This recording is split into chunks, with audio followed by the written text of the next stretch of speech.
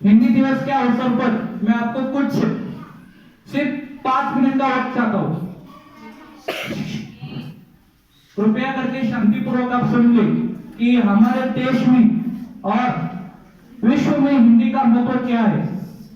आज 14 सितंबर हिंदी दिवस सभी देश में हम भारतवासी मना रहे हैं। इसके पीछे का इतिहास किस तरह है यह मैं आपको मेरे शब्दों के द्वारा 5 मिनट में आपको बताना चाहता हूँ। कृपया करके शांतिपूर्वक सुन लीजिए, क्योंकि ये आपके लिए आपके अभ्यास के हेतु नगर आपको जीवन में उपयोग करेगा। आज हिंदी दिवस जो कि हमारे देश की राष्ट्रभाषा है, लेकिन दुर्भाग्यवश इस भाषा को जितना दर्जा मिलना चाहिए था उस तरह का दर्जा हमारे समाज में, हमारे देश में नहीं मिलता। किंतु हिंदी भाषा को भारत की राष्ट्रभाषा का अधिकार 14 सितंबर 1949 को मिला था, लेकिन हमारे भारत के पहले प्रधानमंत्री पंडित जवाहरलाल नेहरू जी ने 1950 में उसको अमल में लाने के लिए कोशिश कर दी। और जो हिंदी के प्रख्यात साहित्यकार है जैसे कि हजारी प्रसाद द्विवेदी जी, राजेंद्र प्रसाद कालेकर जी, इन्होंने अपना भरपूर महत्वपूर्ण योगदान देकर हिंदी को राष्ट्रभाषा बनाने के लिए अपने जीवन को समर्पित किया था। और 1953 से भारतीय संविधान में अनुच्छेद 344 जिसे हम इंग्लिश में आर्टिकल 344 अमेंडमेंट एक्ट, उसके मद्देनजर उसके तहत हिंदी को राष्ट्रभाषा घोषित किया गया। अगर देखा जाए, अगर मैं आपको बता दूं कि हिंदी भाषा को विश्व में 200 देशों में से 175 देश में हिंदी भाषा का संचार किया जाता है, तो आपको ये हैरान होगा, क्योंकि हिंदी भाषा हमारे भारत में सिर्फ बाजारी और व्यापार भाषा बनकर नहीं है। हमें आज दुख है कि हर एक देश के पास अपनी अपनी भाषा और अपने अपने भाषा में वो गर्वतापूर्वक देश के बाहर जाकर उस भाषा में बोलते, जैसे कि फ्रांस अगर बाहर चले गए और उसके देश में चले गए तो फ्रेंच में बोलते हुए, रशिया रशियन में बोलते हुए, जर्मनी जर्मन में बोलते हुए। लेकिन दुर्भाग्यवश हमारे समाज में अगर हम इंग्लिश में बोले तो हमें बहुत ही आदरपूर्वक देखा जाता है, और वही अगर हम हिंदी में बोले तो हमें अज्ञानी के रूप से देखा जाता है कि इसे हिंदी आता है और इसे इंग्लिश नहीं आता, क्योंकि इंग्लिश अंग्रेजी तोड़ने का काम करती है लेकिन हिंदी जोड़ने का काम करती है। कैसे? इंग्लिश में अगर देखा जाए काका, मामा, फूफा, चाचा, तो इंग्लिश में उसको क्या कहते हैं? इंग्लिश में उसको सिर्फ एक ही नाम बोलते हैं, अंकल। लेकिन हमारे हिंदी में उसे जोड़े रखने के लिए हर एक नाम को हर एक अलग अलग अलग उसको नाम दिया गया है। अगर हम इंग्लिश का भी देखो कैसा है और हिंदी का देखो तुलना, इंग्लिश में कट सीयूटी होता है, वही पट पीयूटी को पट क्यों नहीं बोलते?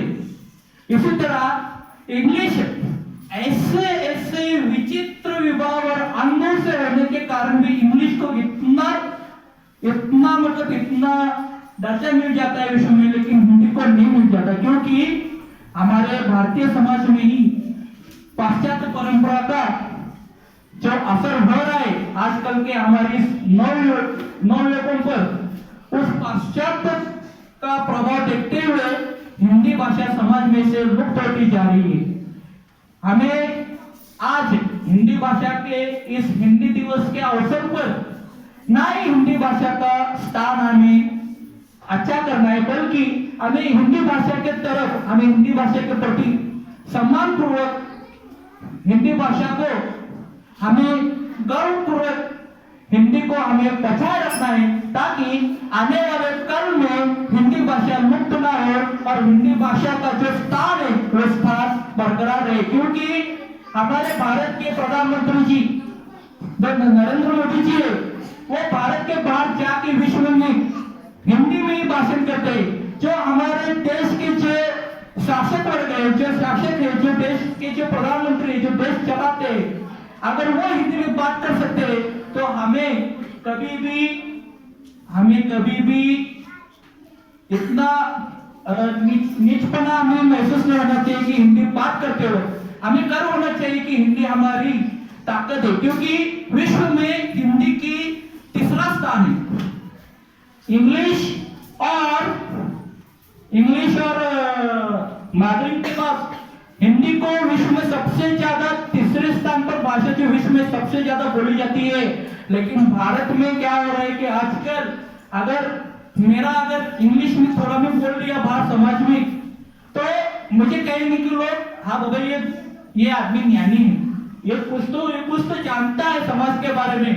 और इंग्लिश में थोड़ा ऊंच नीचे हो गया तो कहते हैं कि ये थोड़ा ज्ञानी है, इसे इंग्लिश कुछ नहीं आता। लेकिन वही अगर हम हिंदी में बात करें और हिंदी में कुछ ऊंच नीच हो गया तो समाज के लोग हमें क्या करते हैं कि देखते हैं कि बाबा इसे इंग्लिश नहीं आती।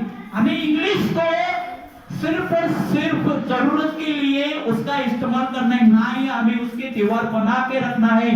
क्योंकि विश्व में जहाँ इंग्लिश है वहाँ क्योंकि जब फ्रेंच कर बोल सकता है, रशियन बोल सकता है, जर्मन बोल सकता है, लेकिन 200 देशों में 14 ऐसे देश है जहाँ पे सिर्फ इंग्लिश भाषा का ही बोलबाला है। क्यों?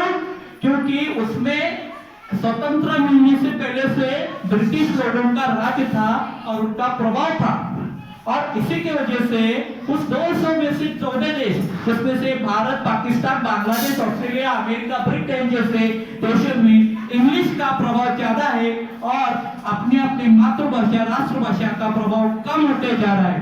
आखिर में मैं अपना भाषण समाप्त करते हुए कुछ चंद शब्द में कहना चाहता हूँ कि बंद कर लो आप इंग्लिश का गुणगान, बंद कर लो आप इंग्लिश का गुणगान, थोड़ा सा हिंदी को भी दे दो सम्मान। बंद कर लो आप इंग्लिश का गुणगान, थोड़ा सा हिंदी को भी दे दो सम्मान। हिंदी राष्ट्रभाषा अपने देश की अभिव्यक्ति भक्ति को सिखाता है।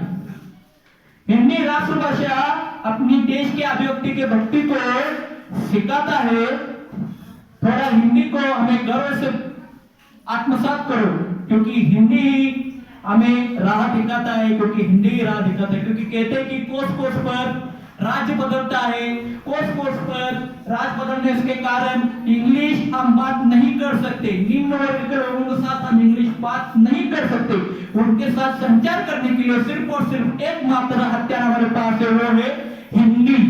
इसलिए हिंदी राष्ट्रभाषा को ना ही सिर्फ आज हिंदी दिन के इस अवसर पर उसका सम्मान किया जाए, बल्कि आने वाले समय पे हमारे भविष्य में हिंदी भाषा को सम्मान करके, हिंदी भाषा का गौरव करके उसको बनाए रखने के लिए हम हर रोज अपने ओर से और हमारे समाज में उसके लिए हम तत्पर रहेंगे। यह तो आप सब लोग 5 मिनट मुझे वक्त देकर अपनी मुझे शांतिपूर्वक मेरी बात समझ ली, आशा करता हूँ। और मैं आज हिंदी दिवस के मौके पर आप सबको शुभकामनाएं देता हूँ और सभी टीचर्स, स्टाफ, सभी शिक्षकों को मुझे 5 मिनट आपके साथ हिंदी दिन पर, हिंदी दिवस पर हिंदी के बारे में बताने के लिए कि हिंदी कैसे विकसित हुई, हिंदी भाषा किस तरह से विश्व में देखा जाता है और हिंदी भाषा का क्यों हम हिंदी दिवस मनाए जाते हैं,